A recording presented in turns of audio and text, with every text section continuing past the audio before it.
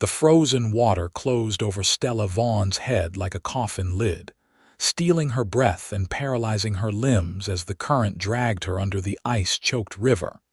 And in that moment, she knew she was going to die alone in the Colorado wilderness just 3 days after her 20th birthday. She had been foolish, so impossibly foolish. The stagecoach driver had warned her about taking the shortcut across the frozen creek bed, but she had insisted, desperate to reach Central City before nightfall. Now the December cold burned through her wool traveling dress, turning her blood to sludge as the water pulled her deeper. Her lungs screamed for air. Her vision dimmed at the edges. The weight of her soaked clothing dragged her down like iron chains. Then something grabbed her. Strong hands seized her arm with bruising force, hauling her upward through the murky water. Her head broke the surface and she gasped, choking on air and river water simultaneously. Snow fell in thick curtains around them, blanketing the world in white silence broken only by her desperate coughing and the grunt of effort from whoever had pulled her up. "Got you," a deep voice said, rough with exertion. "Got you, just hold on." Stella could not have let go if she wanted to. Her fingers had locked around something solid, though she could barely feel them anymore. The man pulled her toward the riverbank, breaking through the thin ice with his body, creating a path through the freezing water. Each movement seemed to take forever. The snow fell harder, swirling around them in dizzying patterns. When they finally reached the bank, he lifted her bodily from the water and carried her several feet from the edge before setting her down in the snow. Stella collapsed immediately, her legs refusing to support her weight. She shook so violently her teeth clattered together, and her wet clothes were already beginning to freeze in the bitter air. "We need to get you warm," the man said, shrugging out of his heavy coat. He wrapped it around her shoulders, and she caught her first real glimpse of him.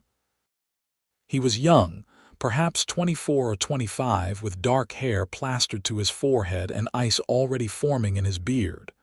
His gray eyes held fierce concern as he looked her over. "Can you ride?" "I don't can know," Stella managed through chattering teeth. "My ranch is a mile north." "We will not make it if we walk." He whistled sharply, and a large bay horse trotted over from where it had been ground tied nearby. The man lifted Stella as though she weighed nothing and settled her in the saddle before swinging up behind her. He wrapped one arm around her waist, holding her against his chest, and urged the horse into a fast trot. Stella had never been so cold in her entire life. She had grown up in Boston, where winters were harsh, but this was different. This cold had teeth. It bit through skin and muscle, trying to reach her bones. The only warmth came from the man behind her, his body heat seeping through his shirt and her frozen dress. She leaned back against him without thinking, seeking that warmth instinctively. "Stay with me," he said, his breath warm against her ear. "Just a little farther. What is your name?" "Stella. Stella V. Vaughn. Gabriel Owens. People call me Gabe." His arm tightened around her. "You are going to be fine, Stella, I promise you that." She wanted to believe him, but the cold was making her so tired. Her eyelids grew heavy. It would be so easy to just close them and sleep. "No," his voice sharpened. "Stay awake. Talk to me. What brought you to Colorado?" Teaching position, she managed. "Central City, school." "A teacher." Something that might have been approval warmed his tone. "Central City is lucky to have you. How did you end up in the river?" Tried to see cross. "Ice be broke." "Damn foolish thing to do in this weather, begging your pardon for saying so."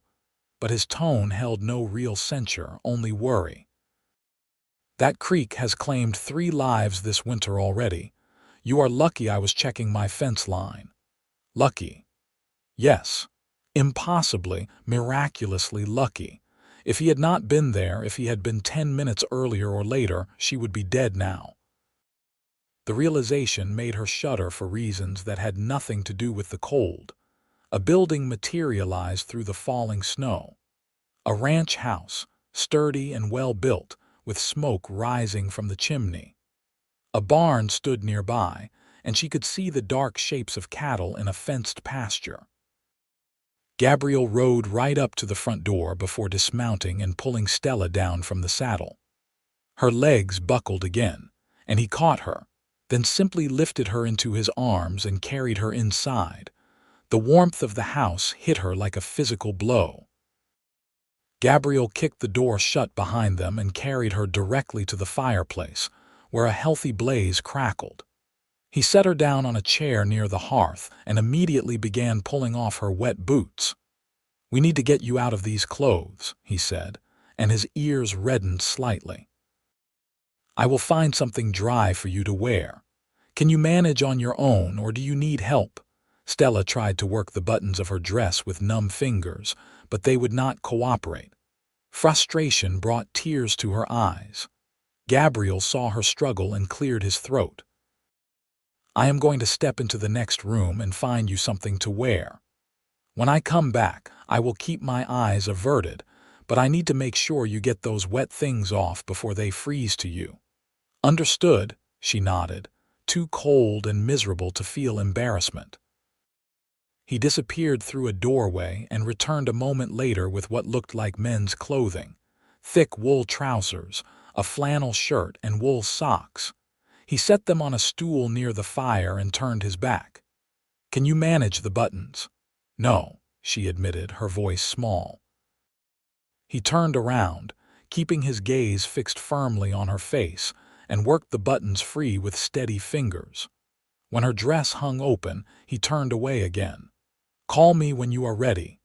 Getting out of the wet dress took every ounce of strength Stella possessed. Her fingers would barely work, and her chemise and petticoats clung to her skin. She managed to peel them off eventually, leaving them in a sodden heap, and pulled on the dry clothes Gabriel had provided. They were enormous on her small frame, but they were dry and warm, and that was all that mattered. She rolled up the sleeves and pant legs as best she could. "I am decent," she said. Gabriel turned around and his expression softened when he saw her swimming in his clothes. "Better," he said. "Much better. Now sit here by the fire while I make you something hot to drink." He moved around the kitchen with practiced efficiency, building up the fire in the stove and setting a kettle on to boil. Stella watched him through half-closed eyes, struggling to stay awake. Now that she was warm and dry, the exhaustion was catching up with her. Her whole body ached and her lungs burned from the water she had swallowed. Gabriel returned with a cup of strong tea heavily laced with sugar, and something that made her cough when she sipped it. "Whiskey," he explained. "For the cold, drink it all." She obeyed, feeling the warmth spread through her chest and stomach.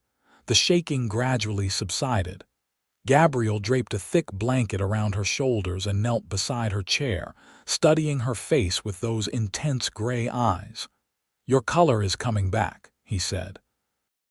"That is a good sign. How do you feel?" "Tired," she admitted, "and foolish. You saved my life. I did what anyone would do. You could have died yourself going into that water." Something flickered across his face. "But I did not, neither did you. That is what matters." He reached out and tucked a strand of her damp brown hair behind her ear, the gesture startlingly gentle. "You are a miracle, Stella Vaughn. When I saw you go under that ice, I thought I was too late, but here you are, alive and breathing. A miracle." The word hung between them, warm and precious. Stella found herself unable to look away from his eyes. There was something in them that made her breath catch, something that had nothing to do with the cold or the near-death experience. "Thank you," she whispered. "Thank you for saving me. Thank me by resting now. You need sleep to recover from this." He stood and moved toward a doorway. "You can have my bed. I will sleep out here by the fire." "I cannot take your bed." "You can and you will. I am not arguing about this." But his tone was kind, almost amused. "Come on, you can barely keep your eyes open." He was right. Stella let him lead her into a small bedroom dominated by a large bed covered in quilts. She climbed under the covers fully clothed, too exhausted to care about propriety, and Gabriel tucked the blankets around her with surprising tenderness. "Sleep," he said. "You are safe here."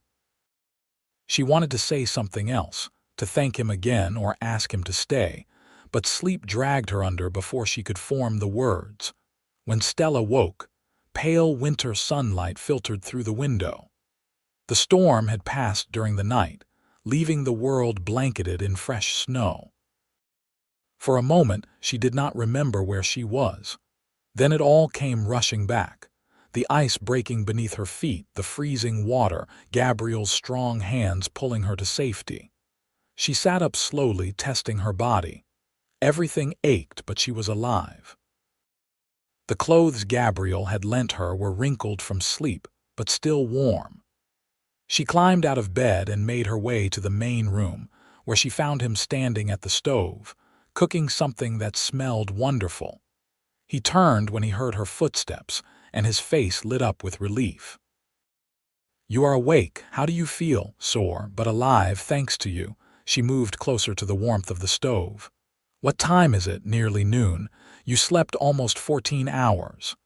He ladled something into a bowl and handed it to her. "Eat this. You need your strength." It was a thick beef stew, rich and savory. Stella's stomach reminded her that she had not eaten since early yesterday morning. She sat at the rough-hewn table and ate while Gabriel watched with satisfaction. "The stage to Central City runs twice a week," he said. "Next one comes through in 3 days. Until then, you are welcome to stay here. I cannot impose on you like that. You are not imposing. I am offering." He poured himself a cup of coffee and sat across from her. "Besides, you should not travel until you have fully recovered. That river was cold enough to do real damage. You need rest." Stella knew he was right, though the practical part of her mind worried about arriving late to her teaching position. But what choice did she have?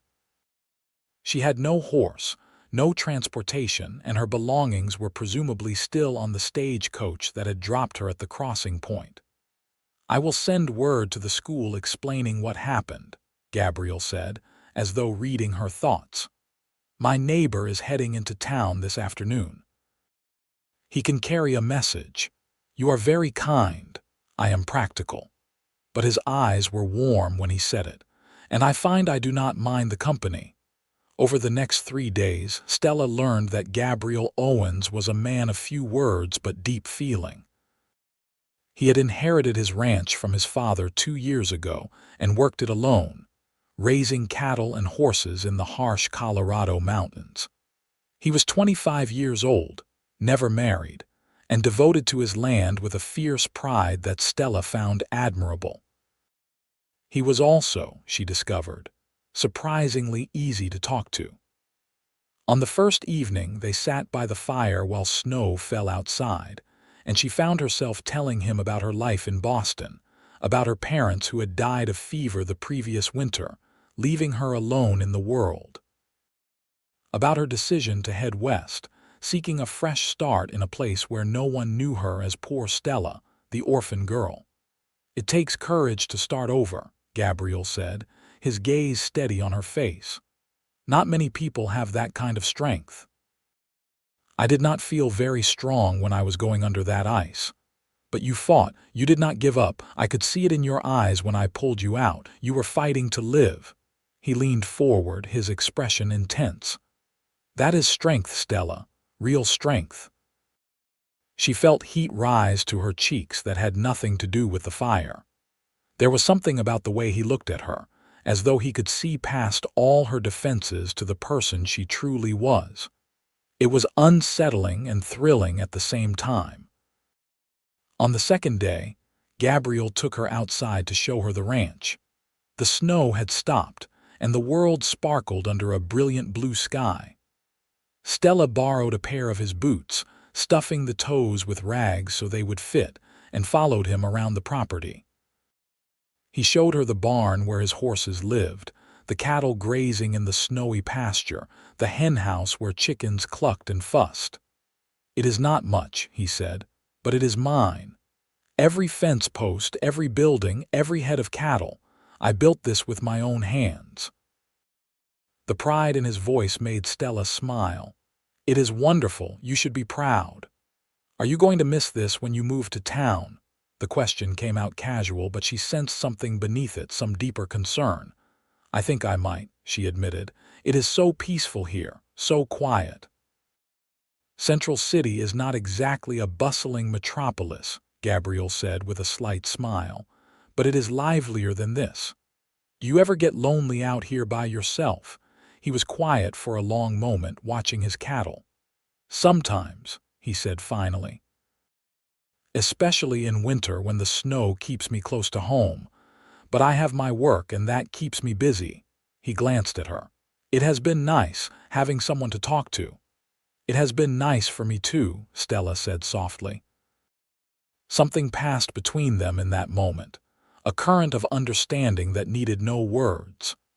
Gabriel held her gaze, and she saw her own feelings reflected in his eyes. Interest, attraction, and something deeper, something that had begun to take root during these quiet days together. That evening, as they sat by the fire again, Gabriel taught her to play poker with a battered deck of cards.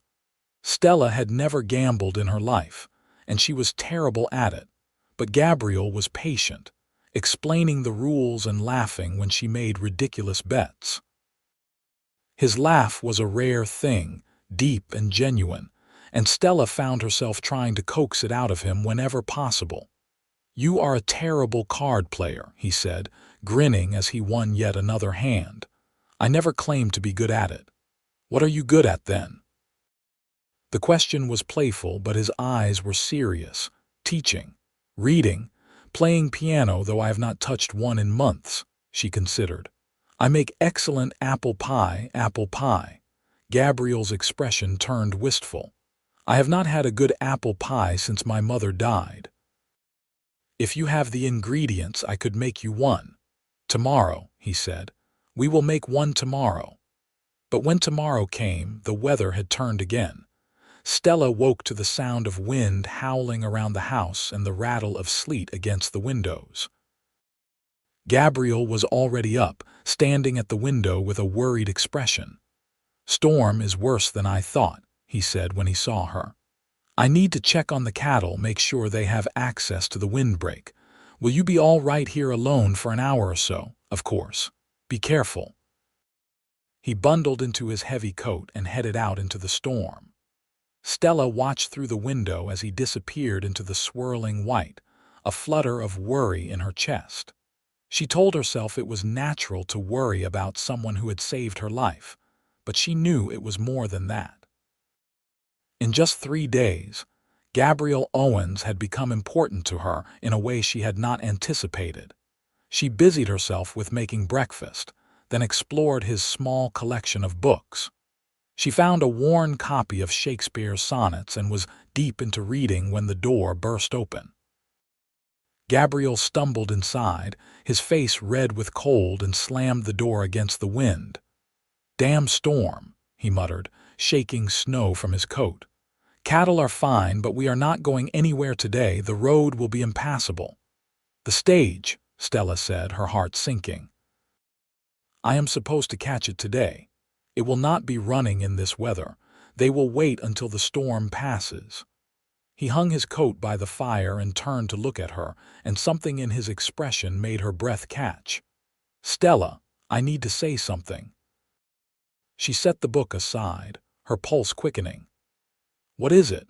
He crossed the room to stand in front of her, his gray eyes intense. "These past 3 days have been the best I have had in a long time, maybe ever. Having you here, talking to you, watching you smile. It has made this house feel like a home instead of just a place where I sleep." "Gabriel," she whispered, not sure what she was asking for. "I know it is too soon. I know you have a position waiting in town, a whole life planned out. But I have to tell you how I feel, because if I do not, I will regret it for the rest of my life." He took a deep breath. I am falling in love with you, Stella Vaughn. I think I started falling the moment I pulled you from that river and saw the fight in your eyes. You are my miracle, and I do not want to let you go. Stella's heart hammered against her ribs. She had known on some level that her feelings for Gabriel had grown beyond simple gratitude. But hearing him say the words out loud, seeing the vulnerability in his face, made everything real and immediate and terrifying. I have a teaching position, she said weakly. I signed a contract. I know, and if teaching is your dream, I would never ask you to give it up. He knelt beside her chair, taking her hands in his. But if you feel even a fraction of what I feel, maybe we could find a way to make this work. Central City is not so far. I could visit. You could come here on weekends. We could court properly, take our time, see where this leads. Gabriel. She squeezed his hands, her eyes stinging with sudden tears. I do feel it. I have been trying not to, trying to tell myself it was just gratitude or the strangeness of the situation. But the thought of leaving tomorrow, of maybe never seeing you again, makes me feel like I am drowning all over again. Hope blazed in his eyes. Then stay, not forever, not yet, but stay a few more days, give us a chance. I should not, I have responsibilities. Send word to the school. Explain that you need a few more days to recover. That is the truth, is it not? You nearly died. His thumb stroked across her knuckles. Please, Stella, just a little more time. She knew she should say no. She should be practical and responsible, and all the things a proper Boston lady was supposed to be. But when she looked into Gabriel's eyes, all those shoulds melted away. She wanted to stay. She wanted these quiet mornings and cozy evenings. She wanted to learn more about this strong, gentle man who had saved her life, and then opened his home and his heart to her. A few more days, she agreed, and the smile that broke across his face made her feel like she was the one performing miracles. The storm lasted 2 more days, keeping them trapped inside together. But Stella did not mind. She and Gabriel fell into an easy routine. Mornings spent reading or cooking together, afternoons playing cards or talking by the fire, evenings that stretched late into the night as they shared their stories and dreams. Stella learned that Gabriel had always wanted to travel, to see the ocean and the great cities of the East, but his sense of duty to the ranch kept him rooted in Colorado. She learned that he could play the harmonica, though he was shy about it, and that he had a deep love of poetry that surprised her. She learned that beneath his quiet exterior lay a sharp wit and a playful side that few people ever got to see. Gabriel, in turn, learned everything about Stella. He listened intently as she described her childhood in Boston, her love of books and music, her complicated relationship with her parents who had loved her but never quite understood her desire for independence. He asked thoughtful questions and remembered every detail, as though he was storing each piece of information like a precious treasure. On the 3rd night of the storm, as they sat close together on the worn sofa, Gabriel finally kissed her. It was tentative at first, a gentle brush of lips that sent sparks racing through Stella's body. Then she leaned into him, her hand coming up to cup his jaw, and the kiss deepened. It was sweet and searching, full of all the feelings they had been dancing around for days. When they finally broke apart, both breathing hard, Gabriel rested his forehead against hers. I have wanted to do that since the moment you opened your eyes in my oversized clothes and looked at me like I had hung the moon. Stella laughed breathlessly. I think I did look at you that way. You saved my life. No. His hand came up to cradle her face with infinite gentleness. You saved mine too. I just did not know I needed saving until you fell through that ice. The storm finally broke on the 4th day, leaving the world clean and bright under fresh snow. Gabriel hitched his horse to a small sleigh and drove Stella into Central City to meet with the headmaster of the school. She had sent word of her delay, blaming her recovery from the accident, which was true enough even if it was not the whole truth. Central City was a rough mining town carved into the mountainside, full of saloons and supply stores and men with hard eyes and harder hands. The school was a small wooden building on the edge of town, and the headmaster, a stern man named Mr. Fletcher, looked Stella over with evident skepticism. "You are younger than I expected," he said bluntly, "and smaller. Some of the older boys are rough types. Do you think you can manage them?" Stella lifted her chin, channeling every ounce of Boston propriety she possessed. "I have managed rowdy students before, Mr. Fletcher." "I assure you I am more than capable," he grunted, not quite convinced, but handed her the key to the teacher's quarters behind the school. "Classes start Monday, 8 in the morning sharp. You are responsible for all grades, youngest to oldest. Can you handle that?" "Yes, sir." "Then I will see you Monday." He paused.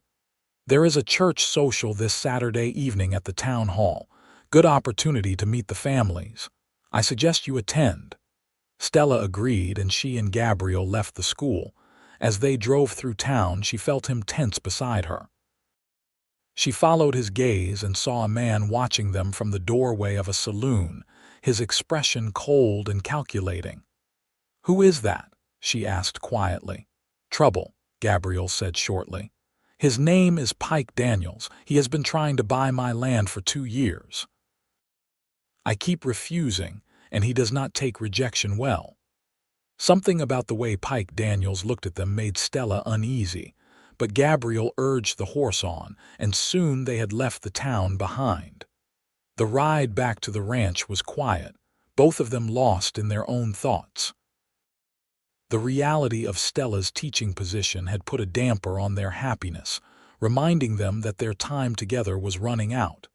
That night, as they sat by the fire, Gabriel took her hand.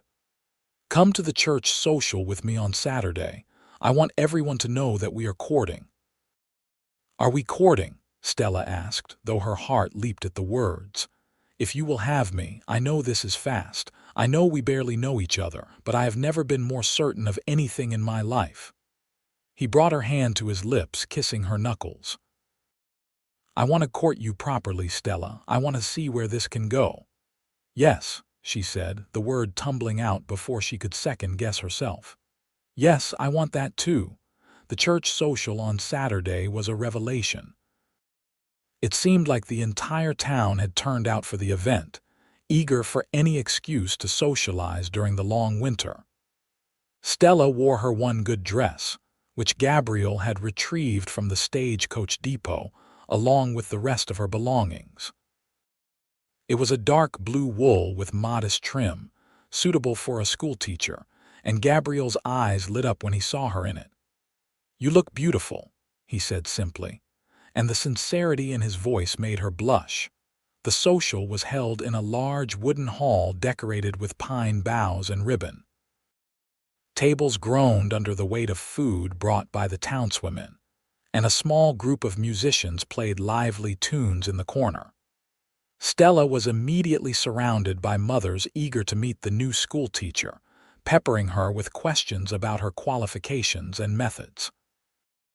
Gabriel stood close by her side, a steady presence, and Stella noticed the curious looks people gave them. By Monday morning, the whole town would know that Gabriel Owens was courting the new schoolmarm. The thought should have made her nervous, but instead it filled her with a warm sense of rightness. They were sampling the desserts when Pike Daniels approached. Up close, he was a big man, broad-shouldered and thick-necked, with small eyes that reminded Stella of a pig. He ignored her completely, focusing on Gabriel with poorly disguised hostility. "Owens," he said by way of greeting. "Heard you are courting the schoolteacher now, moving up in the world, Daniels." Gabriel's voice was flat, unwelcoming. "Enjoying the social." I would enjoy it more if we could finish our business discussion. My offer still stands on that land of yours. In fact, I am prepared to increase it by 10%. And I am still not selling. Pike's jaw tightened. You are being stubborn. That land is not worth what I am offering, and you know it. Take the deal while it is on the table. The answer is no. It will always be no. That ranch is my home. For now. Pike's eyes slid to Stella for the first time, cold and assessing. But things change. People change their minds when circumstances shift. The implied threat hung in the air between them. Gabriel stepped forward, his body tense. If you have something to say, Daniels, say it plain. Just making conversation. Pike smiled, showing too many teeth. Enjoy the social, Miss Vaughn. I am sure we will be seeing a lot more of each other now that you are living in town. He walked away, leaving a chill in his wake. Stella touched Gabriel's arm. What was that about? He wants my land because it has good water access. The creek that runs through my property feeds into the main river, and water rights are valuable out here. But that ranch is all I have left of my father, and I will be damned if I sell it to a man like Pike Daniels. He took a breath, visibly forcing himself to relax. I am sorry. I should not let him get under my skin. He seems dangerous, he is, but he will not try anything obvious. He is too smart for that. Gabriel squeezed her hand. Do not worry, I can handle Pike Daniels. The rest of the evening passed pleasantly enough.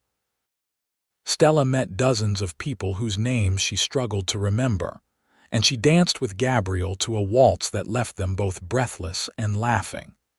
By the time they left, she felt like she had been officially welcomed into the community, for better or worse. Gabriel drove her to the teachers' quarters behind the schoolhouse, a small one-room cabin with a bed, a stove, and not much else. It was sparse and cold compared to Gabriel's ranch house, and Stella felt a pang of homesickness for a place she had only lived in for a week. Gabriel must have seen something in her face because he pulled her close, wrapping his arms around her. You can come to the ranch any time. Every weekend, if you like. I will drive you back and forth. That is a lot of trouble. It is no trouble at all. He kissed her forehead, then her nose, then finally her lips, slow and sweet. I am going to miss you every day you are gone. I am going to miss you too. She clung to him, breathing in his scent of wood smoke and leather. This feels too fast. Does it feel too fast to you? No. His arms tightened around her. I think when something is right, you just know. And this is right, Stella. We are right. She wanted to believe him. She did believe him. But as she watched him drive away into the darkness, she could not shake a sense of foreboding that had nothing to do with Pike Daniels or her new teaching position. It felt like something precious and fragile had begun to bloom between them, and the world was full of things that could crush it before it had a chance to grow. Monday morning came too soon. Stella arrived at the schoolhouse an hour early to prepare, but she found she was not the first one there. A girl of about 16 sat on the front steps, shivering in a thin coat. She jumped up when she saw Stella approaching. "Are you the new teacher?" she asked eagerly. "I am. Stella Vaughn." Stella unlocked the door and ushered the girl inside, quickly building a fire in the potbelly stove. "And you are Lily Chambers. I am in the oldest class. I wanted to meet you before everyone else got here because I have a question, and I did not want the boys to hear." She twisted her hands together nervously. "Is it true you are from Boston, that you went to a real academy there?" "It is true." Lily's face lit up like the sun breaking through clouds. "I want to go to school in the East someday. I want to become a nurse or maybe even a doctor, though my pa says that is foolish dreaming. But if you could do it, maybe I could too." Stella's heart ached for this girl with her fierce dreams and uncertain future. "It is not foolish at all. If you work hard and save your money, there is no reason you cannot go to school wherever you like." "Really, really." Stella smiled, "and I will help you however I can." The rest of the students began arriving in clumps and clusters.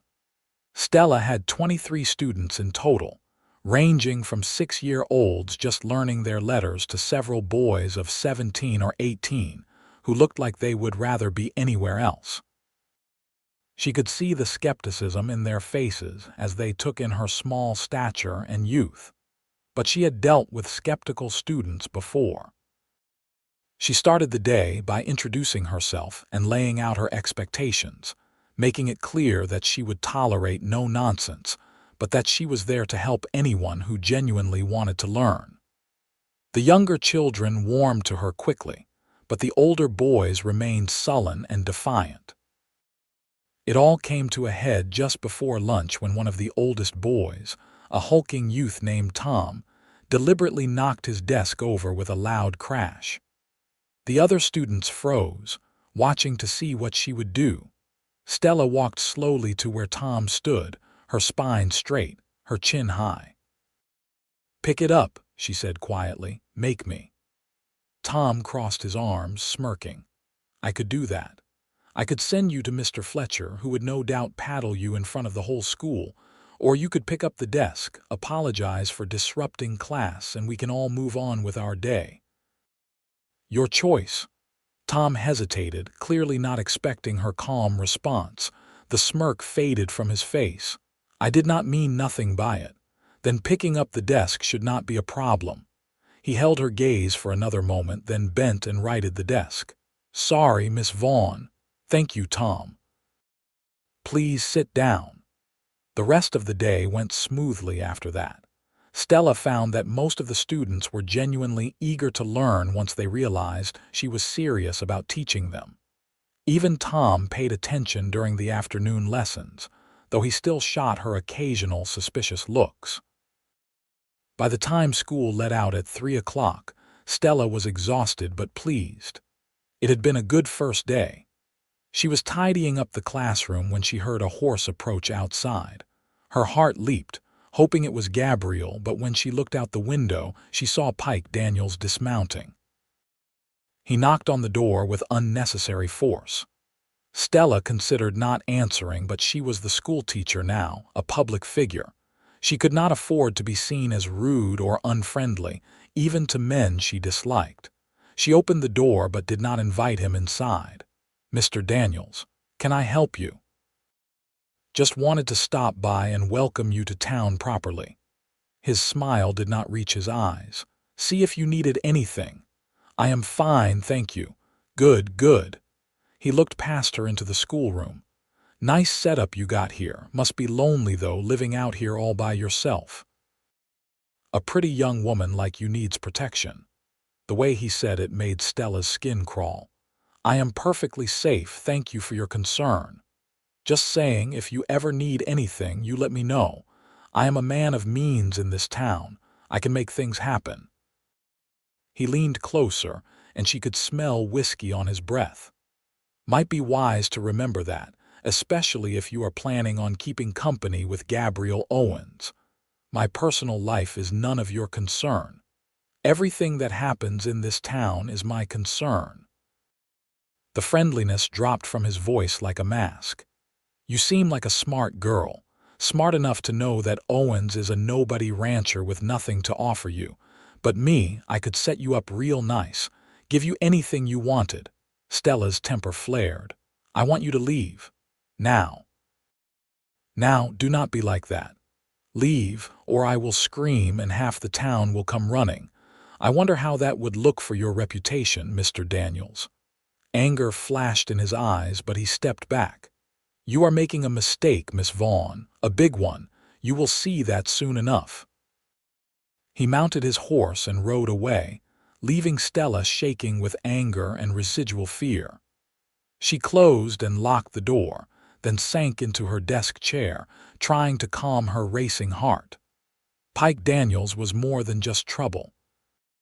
He was dangerous, and he had set his sights on her for some reason she did not fully understand. That evening, Gabriel came to visit as promised, bringing a basket of food from his kitchen. The moment Stella saw him, She threw herself into his arms, needing the comfort of his presence. He held her tight, immediately sensing something was wrong. "What happened?" She told him about Pike's visit, and Gabriel's expression grew darker with every word. By the time she finished, his jaw was clenched so tight she could see the muscle jumping. "He came to your home. He threatened you." Not directly, but yes, it felt like a threat. Gabriel paced the small cabin like a caged animal. "I am going to have a conversation with him. Make it clear that he stays away from you." "Gabriel, no. That is what he wants. He is trying to provoke you into doing something foolish." "I do not care what he wants. He does not get to frighten you, please." Stella caught his hand, pulling him to a stop. "Please do not do anything rash. He is not worth it. I can handle men like Pike Daniels." "You should not have to handle men like him." But Gabriel let her pull him down to sit beside her on the narrow bed. He took a deep breath, visibly trying to control his temper. "I am sorry. I do not mean to tell you what to do. It just makes me crazy thinking about him coming here, saying those things to you. I know. But I need you to trust that I can take care of myself. I am not helpless." "I know you are not helpless. I knew that the moment I pulled you from that river." He brushed her hair back from her face, his touch gentle despite his lingering anger. "But that does not mean I want you to face trouble alone. Let me help. Let me protect you. You do help. You being here right now helps more than you know." She leaned against him, drawing strength from his solid presence. "I was scared when Pike left, but now you are here and I feel safe again." Gabriel wrapped his arms around her, holding her close. They sat like that for a long time, not speaking, just taking comfort in each other's nearness. Eventually, Gabriel stirred. "Come to the ranch this weekend. Bring your books and papers, anything you need for school. You can work during the day and we can spend the evenings together." "I would like that. And Stella." He tilted her face up so she had to meet his eyes. "I am serious about us, about you. Whatever this is between us, I want to see it through. Do you understand?" "I understand. I want that too." He kissed her then, slow and deep, and Stella felt the last of her fear melt away. As long as she had Gabriel, she could face anything, even Pike Daniels. The winter weeks passed in a pattern that became both familiar and precious. Stella taught during the week, pouring her energy into her students and slowly winning over even the most reluctant learners. Tom, the boy who had tested her on the first day, turned out to have a quick mind and a gift for mathematics. Lily Chambers blossomed under Stella's encouragement, devouring every book Stella could lend her. Every Friday afternoon, Gabriel would arrive with his sleigh to take Stella back to the ranch for the weekend. Those weekends were like stolen moments from another life. A life where they were not a schoolteacher and a rancher, but simply two people falling deeper in love. Gabriel taught Stella to ride his gentlest mare, holding the lead rope while she found her balance. They took long rides through the snowy countryside, and Gabriel showed her all his favorite places. The high meadow where wildflowers bloomed in spring, the grove of aspen trees that turned gold in autumn, the rocky outcrop where you could see for miles in every direction. Stella taught Gabriel to cook more than just basic ranch food, and they spent cozy evenings in the kitchen, flour on their hands and laughter in the air. She played his mother's old piano, which had stood silent and gathering dust for years, filling the house with music again. Gabriel would sit nearby, whittling or mending tack, a soft smile on his face as he listened. They talked about everything, their childhoods, their dreams, their fears. Gabriel confessed that he worried he was not good enough for her, that she would wake up one day and realize she had made a mistake tying herself to a rough rancher. Stella told him about her fear that she would disappoint people, that she would never live up to the expectations placed on her. "You could never disappoint me," Gabriel said fiercely. You are the strongest, bravest, most remarkable person I have ever met. You only think that because I did not drown," she teased, but her eyes were serious. "No, I think that because I see you. The real you, not the proper Boston lady or the stern schoolteacher. Just Stella, who laughs at my terrible jokes and burns biscuits and reads poetry by the fire. That is who I love." It was the first time he had said the word love directly, without qualification. Stella felt her heart expand in her chest, so full of feeling she thought it might burst. "I love you too," she whispered. "I think I started loving you when you called me your miracle." They kissed in front of the fire, the rest of the world falling away until there was nothing but the two of them and this perfect moment. But the world had a way of intruding on perfect moments. In early February, one of Gabriel's neighbors stopped by the ranch with troubling news. Several ranchers had reported cattle going missing, and there were rumors of rustlers working the area. "Keep a close eye on your herd," the neighbor warned, "and watch out for Pike Daniels. Some folks are saying he is behind it, trying to drive the smaller ranchers out so he can buy up their land cheap." After the neighbor left, Gabriel spent the afternoon riding his fence line, checking for breaks or signs of trouble. Stella watched from the window, worry gnawing at her. She did not trust Pike Daniels, and the thought of him targeting Gabriel made her blood run cold. That night, Gabriel was quiet and tense.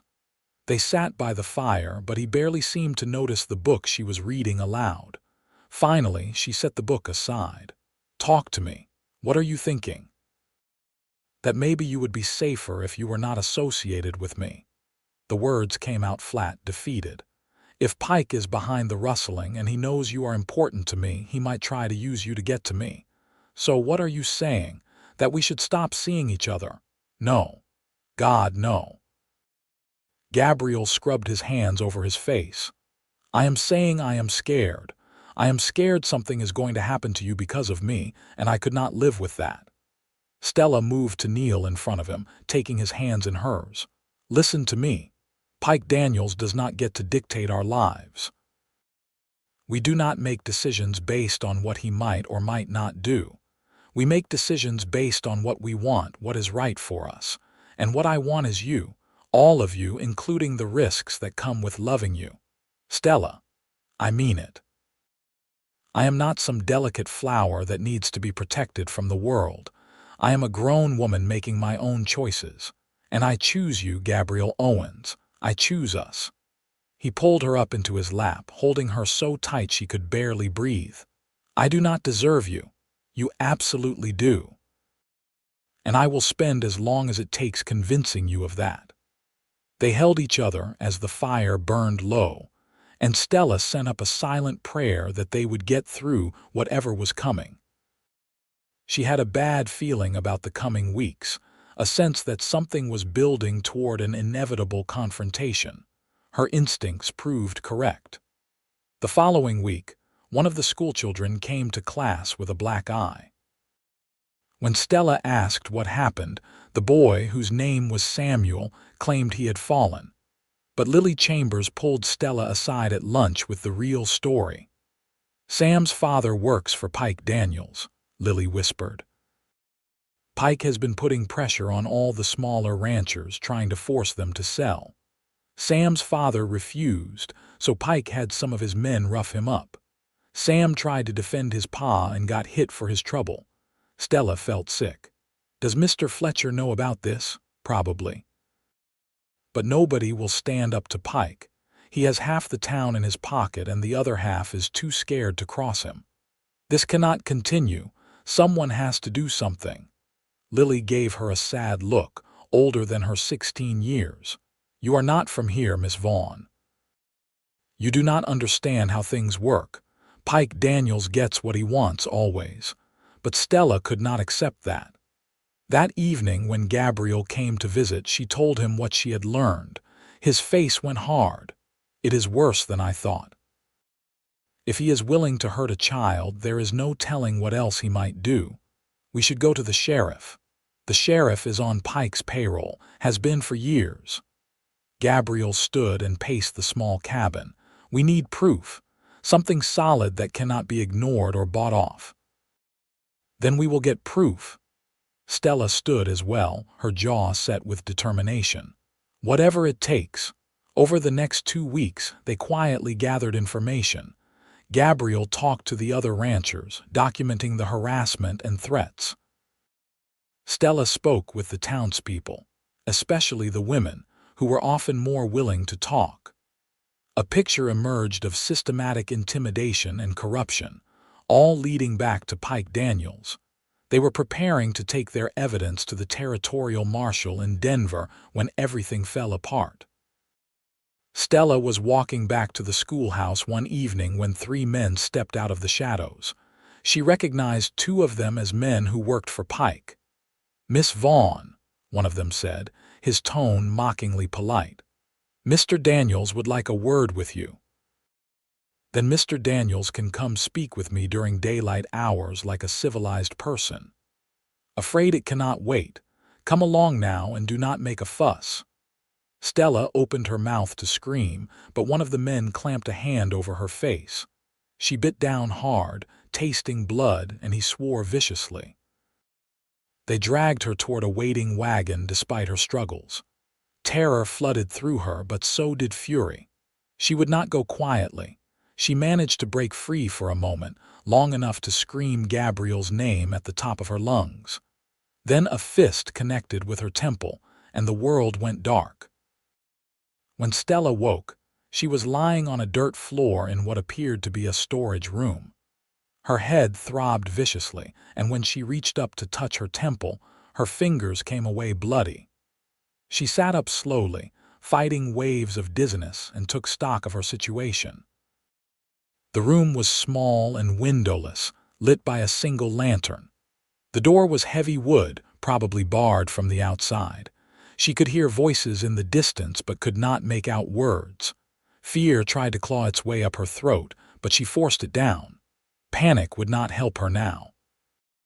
She stood on shaky legs and explored the room. There was not much to work with: some old crates, a few rusted tools, a pile of dusty burlap sacks. She picked up a broken pitchfork handle, testing its weight. It was not much of a weapon, but it was better than nothing. The voices grew louder, and she heard footsteps approaching. Stella positioned herself beside the door, the wooden handle raised. When the door opened, she swung with all her strength. The man who entered barely got his arm up in time to block the blow. The handle connected with his forearm with a satisfying crack, and he howled in pain. But he was bigger and stronger, and he wrenched the weapon from her hands before backhanding her across the face. Stella hit the wall and slid down, tasting blood. Pike Daniels stepped into the room, looking down at her with cold amusement. "Got some fight in you. I respect that." He crouched down to her level. "But it is not going to do you any good.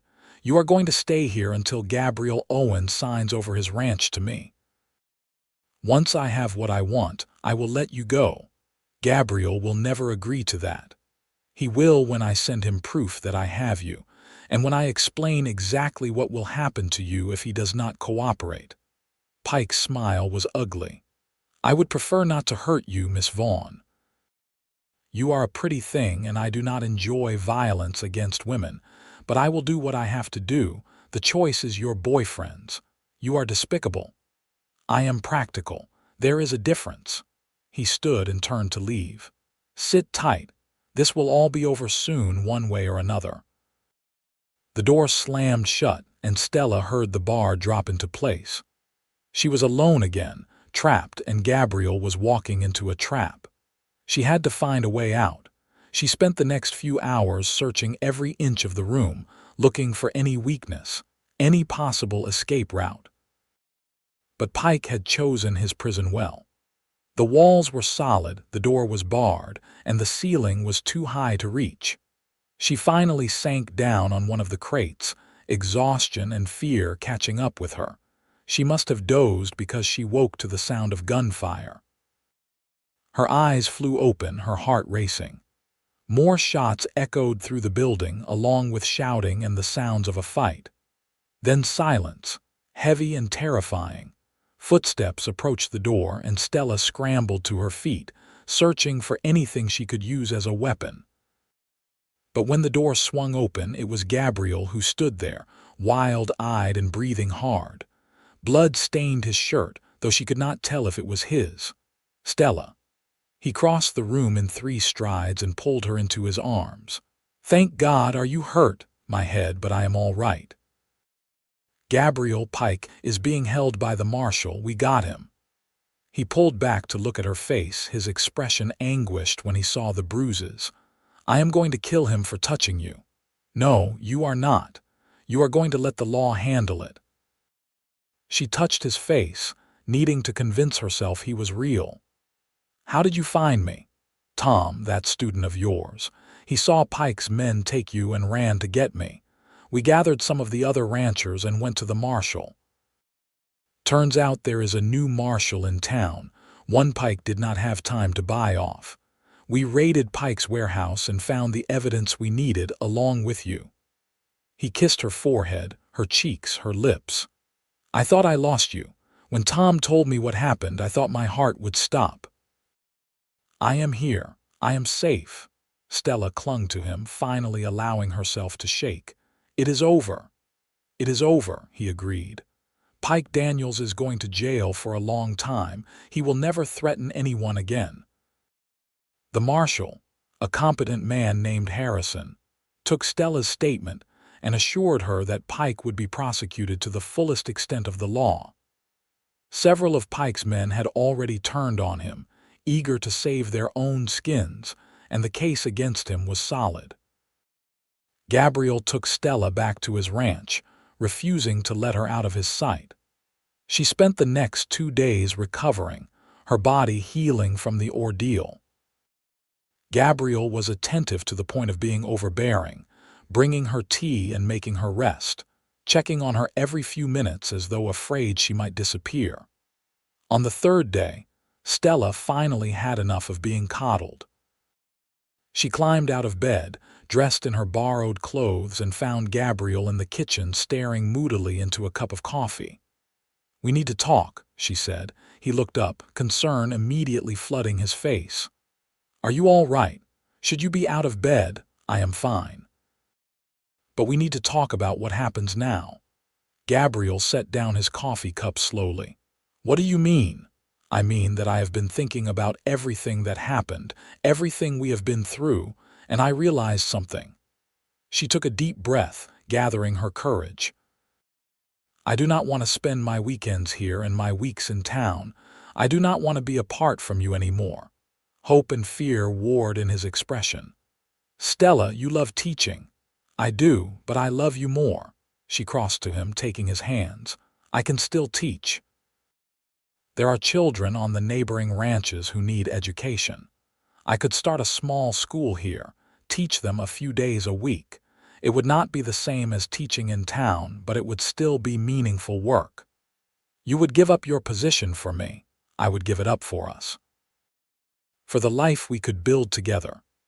She squeezed his hands. "Gabriel, when Pike had me locked in that room, all I could think about was you. About how much I wanted to spend the rest of my life with you, however long that might be. I do not want to wait any more. I do not want to be careful and practical. I want to be with you." Gabriel stood abruptly, his chair scraping against the floor. For a moment, Stella thought she had said the wrong thing, pushed too hard. Then he dropped to one knee in front of her, pulling a small box from his pocket with shaking hands. "I bought this 2 weeks ago," he said, his voice rough with emotion. "I have been carrying it around, trying to find the right moment to ask, but there is no right moment. There is just us and this feeling between us, and I do not want to wait either." He opened the box to reveal a simple gold band with a small diamond. "Stella Vaughn, you are my miracle. You are my future, my hope, my everything. Will you marry me? Will you spend your life with me on this ranch, building something real and lasting? Tears streamed down Stella's face, but she was smiling so hard her cheeks hurt. Yes, yes, 1,000 times yes. Gabriel slipped the ring on her finger, then stood and swept her into his arms, kissing her with a passion that left them both breathless. When they finally broke apart, they were both laughing, giddy with joy and relief. "When?" Gabriel asked. "How soon can we get married?" "As soon as possible." "Next week if we can arrange it." "Next week it is." He kissed her again, softer this time. "I am going to spend the rest of my life making you happy, Stella. I swear it. You already make me happy. You saved my life and then you taught me how to really live." They were married the following Saturday in the small church in Central City. Half the town turned out for the wedding, along with all the ranchers from the surrounding area. Lily Chambers helped Stella get ready, fussing over her borrowed wedding dress and arranging wildflowers in her hair. "You look beautiful, Miss Vaughn," Lily said, her eyes bright with tears. "Like a fairy tale princess. Thank you for being here, Lily. It means the world to me. Thank you for showing me that dreams can come true. If you can find happiness out here, maybe I can too." Gabriel stood waiting at the altar in his best suit, his eyes locked on Stella from the moment she appeared in the doorway. As she walked down the aisle on the arm of Marshall Harrison, who had kindly agreed to give her away, she saw Gabriel's throat work with emotion. His eyes were suspiciously bright. The ceremony was simple but heartfelt. They spoke their vows in clear, steady voices, promising to love and cherish each other through whatever life might bring.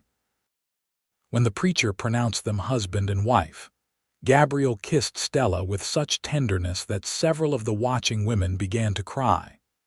The reception was held in the town hall, the same place where they had attended the church social all those weeks ago. There was music and dancing, and more food than they could possibly eat. Tom, Stella's former troublemaker student, gave a surprisingly eloquent toast about how Miss Vaughn had taught him that being strong meant being kind. Lily sang a beautiful song that left hardly a dry eye in the room. But the best moment came late in the evening when Gabriel pulled Stella outside for a breath of fresh air. They stood together under the stars, her head on his shoulder, his arms around her waist. "Happy?" he asked. "So happy I could burst." She turned in his arms to look up at him. "I never imagined my life would turn out like this. 6 months ago, I was alone in Boston, planning a quiet, solitary future as a schoolteacher. And now I am married to the most wonderful man I have ever met, starting a new life in Colorado. 6 months ago, I was alone on my ranch, convinced I would spend the rest of my life that way. Then you fell through the ice and everything changed." He cupped her face in his hands. "You are my miracle, Stella, today and every day for the rest of our lives." They kissed under the stars, and Stella felt like she was exactly where she was meant to be, true to her word. Stella started a small school on the ranch that spring. 3 neighboring families sent their children to her, and she taught them reading, writing, arithmetic, and history in the newly converted spare room of the ranch house. It was different from teaching in town, more intimate and personal, and she found she loved it just as much. Gabriel's ranch thrived under their combined efforts. Stella helped with the bookkeeping and correspondence, freeing Gabriel to focus on the physical work. They were a good team, complementing each other's strengths and supporting each other's weaknesses. The house that had once felt empty and silent was now filled with life and laughter. Lily Chambers became a frequent visitor, spending weekends at the ranch and helping Stella with the younger students. Under Stella's mentorship, Lily's confidence bloomed, and by the time she turned 18, she had saved enough money from various jobs to apply to nursing school in Denver. Stella and Gabriel gave her a substantial contribution toward her tuition as a graduation gift, and Lily cried so hard she could barely thank them. "You changed my life," Lily said, hugging Stella fiercely. Both of you. You showed me that it is possible to reach for something better. You did that yourself, Stella told her. We just believed in you. Pike Daniels was sentenced to 15 years in prison for kidnapping, extortion, and cattle rustling. With him gone, the smaller ranchers finally had a chance to succeed without constant harassment. The community slowly healed, becoming stronger and more united. Stella and Gabriel's first year of marriage passed in a blur of happiness and hard work. They celebrated their first anniversary with a quiet dinner at home, just the two of them, reflecting on how much had changed since that December day when Stella had broken through the ice. I think about it sometimes, Stella said, toying with her wine glass. What would have happened if I had taken a different route, or if the ice had been thicker, or if you had not been there? I think about it too, Gabriel admitted. But then I remember that you are here, alive and healthy and mine, and that is all that matters. Do you ever regret it? Taking me in, falling in love with me so quickly? Not for a single second. You are the best thing that ever happened to me, Stella Owens. He reached across the table to take her hand. I have one regret, though. Her heart skipped. What is it? That it took me so long to tell you something.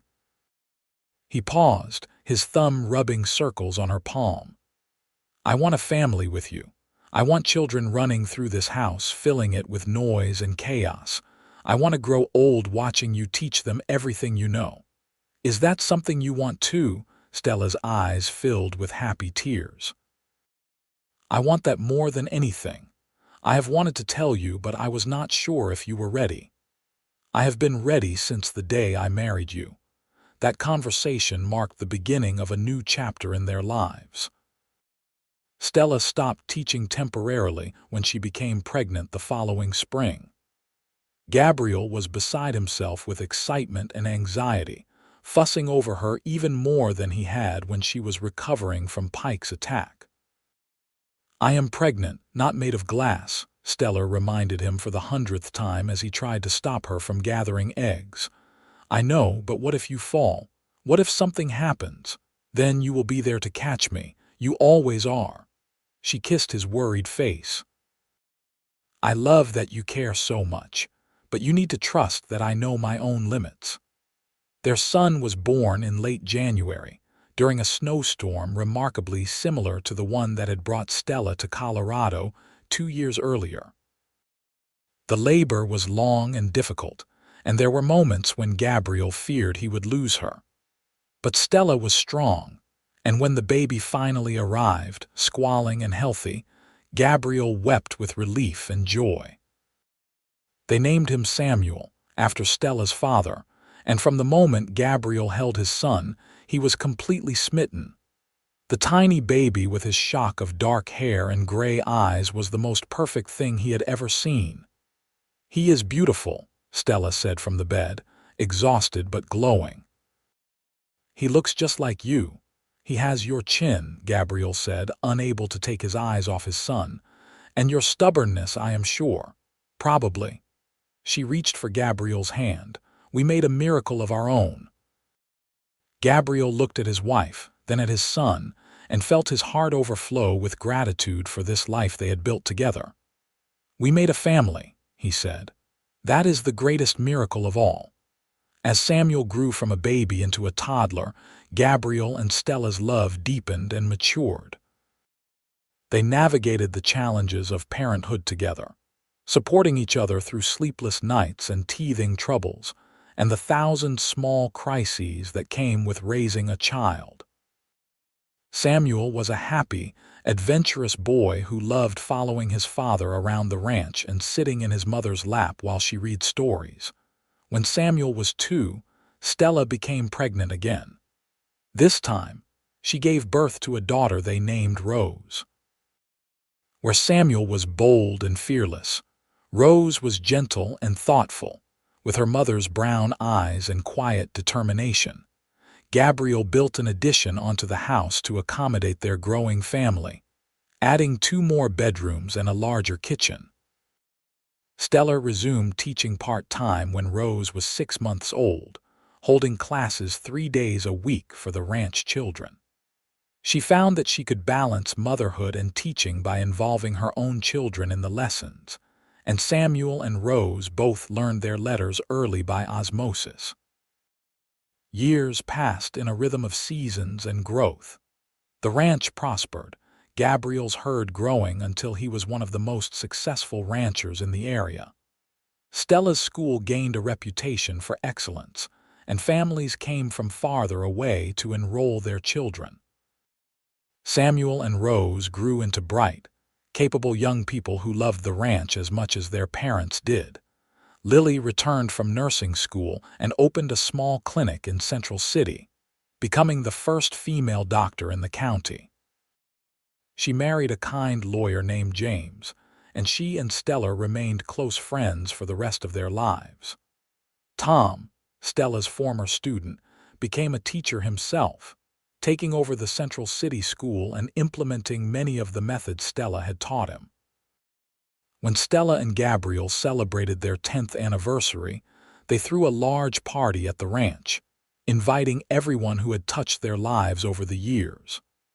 Samuel, now 9, and Rose, now 7, helped set up tables and chairs, excited to have so many people visiting.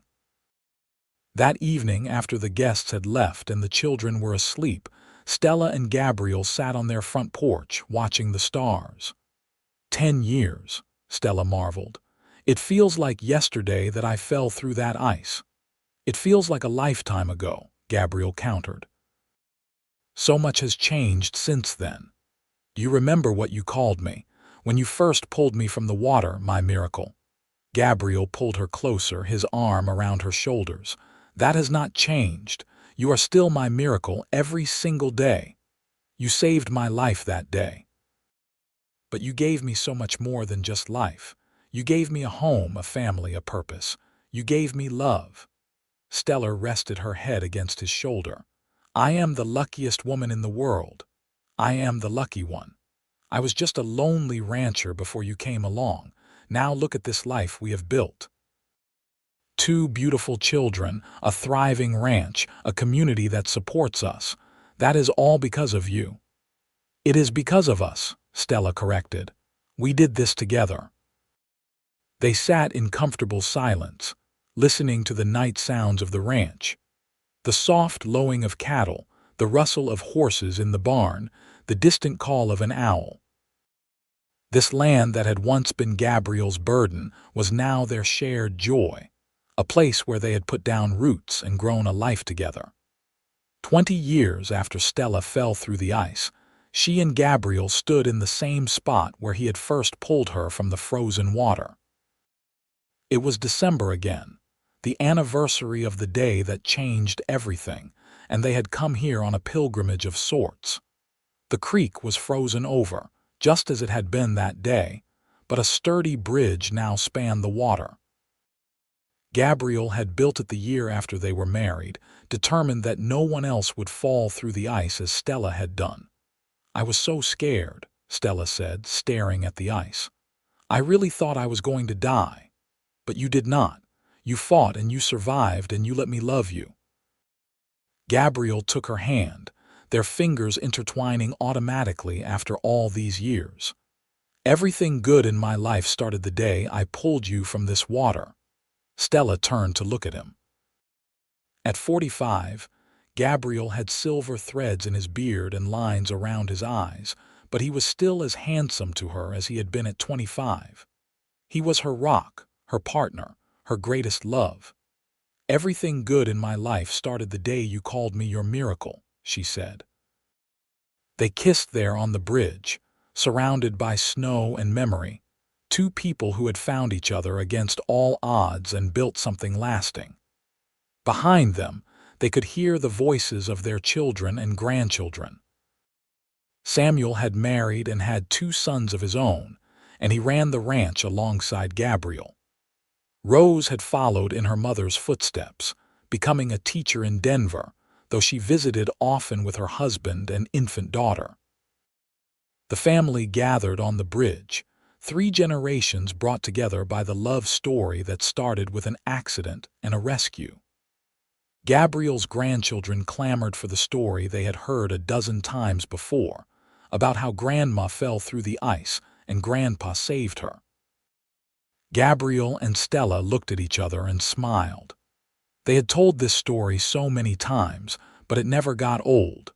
It was their story, the foundation of everything they had built together. As the sun set over the frozen creek, painting the snow gold and pink, Gabriel pulled Stella close and whispered in her ear, "Still my miracle. Always my miracle." And Stella, surrounded by the family they had created and the life they had built, knew that she was exactly where she was meant to be. The scared young woman who had fallen through the ice all those years ago had become a wife, a mother, a teacher, and a pillar of her community. But more than that, she had become deeply, completely loved. That love had started with a rescue on a snowy December day, when a lonely rancher pulled a drowning woman from a frozen river and saw in her eyes the future he had been waiting for.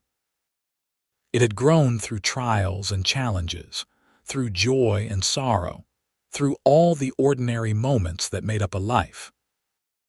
And it would continue, passing down through generations, a testament to the power of love and the miracles that can happen when two people choose each other, day after day, year after year. As they walked back to the ranch house, Gabriel's arm around Stella's waist, their children and grandchildren following behind, Stella sent up a silent prayer of gratitude. She had come to Colorado seeking a fresh start, never imagining she would find so much more. She had found a home in this wild, beautiful place. She had found purpose in teaching and motherhood.